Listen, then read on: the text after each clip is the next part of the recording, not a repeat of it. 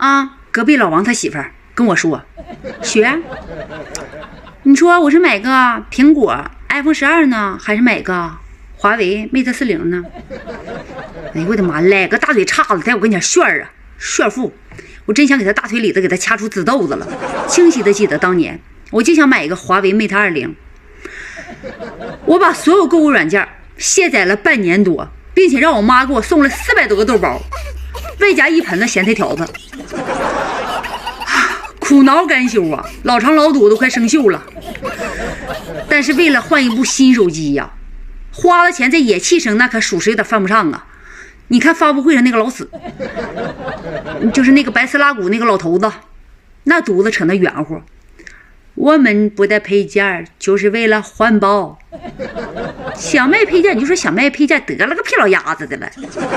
那你都不用带那个包装盒啊，你就用你奶编的那个小花框往里头嘛一装，就得了个屁的呗。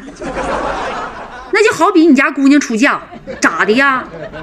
就让她光腚来呀？哎呦我的妈！那到我家了，我还能给她穿个旧裤衩子，新的，稀罕巴叉的。那我们还得整出去配去啊，充电器。